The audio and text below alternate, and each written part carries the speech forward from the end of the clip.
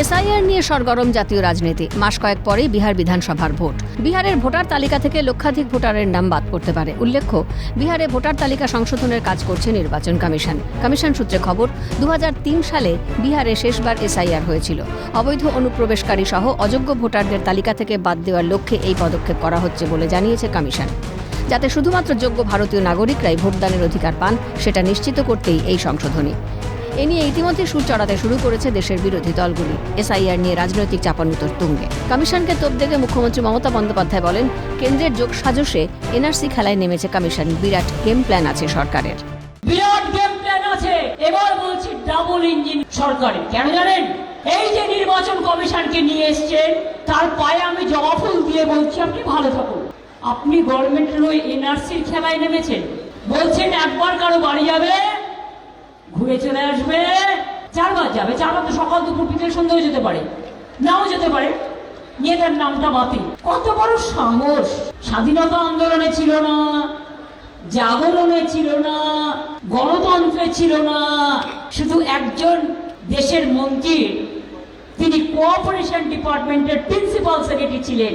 তাই তিনি এসে ডাবল ইঞ্জিন সরকারের মতামত নিয়ে ভোটার লিস্ট থেকে নাম বাদ দেওয়ার চক্রান্ত করেছে মানুষকে, যাতে ওনার বন্ধু কলমে ডাবল ইঞ্জিন কার্ড খেলে তাদের জেতানো যায়। আমরা বলি, শূন্য থেকে মহাশূন্যে যাবে, এ ভুল করতে যেও না। মৃতের নাম ভোটার তালিকায় থাকবে আর তৃণমূল ছাপ্পা মারবে, শাসক দলকে নিশানা কেন্দ্রীয় প্রতিমন্ত্রী সুকান্ত মজুমদারের। তৃণমূল কংগ্রেস এবং মুখ্যমন্ত্রী মিথ্যে কথা বলেন। বিহারের যে 56 লক্ষ চিৎকার করতো, সেই 56 লক্ষের মধ্যে কার কি না, 20 লক্ষ তো মৃত ব্যক্তির নাম। তো মৃত ব্যক্তির নাম কি ভোটার লিস্টে থাকবে আর তৃণমূল ছাপ্পা মারবে? মামার বাড়ি নাকি?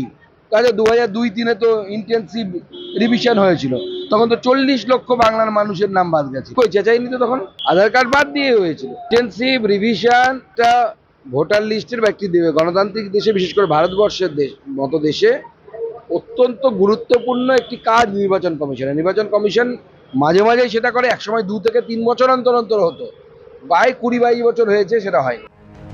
কেন্দ্র রাজ্য সমন্বয় ঠেকানো যাবে অনুপ্রবেশ। প্রকাশ্যে তৃণমূল কংগ্রেস রোহিঙ্গাদের আমন্ত্রণ জানাচ্ছে। রোহিঙ্গা ইস্যুতে শাসক দলকে নিশানা বিজেপির রাজ্য সভাপতি শ্রমিক ভট্টাচার্যের। তৃণমূলের এজেন্ডা ভুয়ো ভোটারের নাম ঢুকিয়ে রাখা, এক ব্যক্তির নাম 10 জায়গায় তুলে রাখা, ফাঁকা জমিতে বিভিন্ন প্লট পড়ে আছে, সেখানে পর্যন্ত ভোটারদের নাম। এগুলো বাদ যাবে। সরকারি কর্মচারীরা কি করবেন? সরকারি কর্মচারী তো ডিএ পান না, তারাও জানেন যে পরিবর্তন আসন্ন। তারা জানছেন এই সরকার থাকবে না। সরকারি কর্মচারীরা সেই রিস্ক নেবেন না যে ভবিষ্যতে তারা যাতে বিপদে না পড়েন, সেদিকে তারা যথেষ্টভাবে সচেতন আছেন এবং আমাদের বহু তথ্য তারাই দিচ্ছেন যে কোথায় কোথায় এ ধরনের ঘটনা ঘটছে, কোথায় কত জাল ভোটার তৈরি করা হয়েছে। সরকারি অফিসাররা ভোট রাজনীতির স্বার্থে মানুষদের ব্যবহার করবে তৃণমূল। পুশব্যাক করানোর জন্য কেন্দ্রকে অনুরোধ বিরোধী দলনেতা শুভেন্দু অধিকারীর। যত রোহিঙ্গাকে এবং বাংলাদেশি মুসলমানকে অন্য রাজ্য তাড়াচ্ছে, উনি এখানে রাখবেন। ভারতীয়রা, সে হিন্দু হন আর মুসলমান হন, খুব সাবধান। আপনার রেশন খাবে, আপনার ল্যান্ড খাবে, আপনার বাড়ির মেয়েটাকে তুলে নিয়ে যাবে লাভ জিহাদের নাম করে। আর ভোটের দিন ভোট জিহাদ করবে, তৃণমূলকে ভোট করাবে, তৃণমূলের ভোট লুট করাবে। যত মৃত অ্যাবসেন্ট আছে 4টের পরে লাইনে দাঁড়িয়ে 6টা পর্যন্ত ভোট করবে আর বিরোধীদের মাথা ফাটাবে। এসআইআর ইস্যুতে নির্বাচন কমিশনের বিরুদ্ধে সুর চড়ান তৃণমূলের সর্বভারতীয় সাধারণ সম্পাদক অভিষেক বন্দ্যোপাধ্যায়। তার অভিযোগ, বিজেপির তল্পি বাহক হিসেবে কাজ করছে নির্বাচন কমিশন। যত দিন যাচ্ছে নির্বাচন কমিশন বিজেপির চাটুকারিতা ও দাসত্ব করছে। একটা পার্টিকে খালি সুযোগ করে দেবে বলে তাদের তল্পি বাহক হিসেবে কাজ করেছিল। 2024-এও এদের বৈমাতৃষ্ণ আচরণ আমরা দেখেছি এবং যত দিন গেছে বিজেপির তত চাটুকারিতা, কৃত দাসত্ব এরা করে চলেছে। আমরা প্রতিবাদ করেছি, আমরা সংসদের ভিতরেও করেছি, আমরা বাইরেও করেছি। বিজেপির নির্লজ্জ রাজনীতি বাংলায় হেরেছে বলে বাংলার মানুষের টাকা বন্ধ, বাংলার মানুষের ভোটাধিকার ছিনিয়ে নেব, বাঙালির উপর অত্যাচার, আক্রমণ, এটা তো বাংলার ইতিহাস সংস্কৃতি জানে না।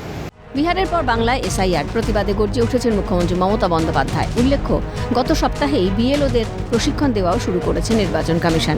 এমনকি সে কথা নাকি জানতেনই না মুখ্যমন্ত্রী মমতা বন্দ্যোপাধ্যায়, জানানো হয়নি মুখ্য সচিবকেও।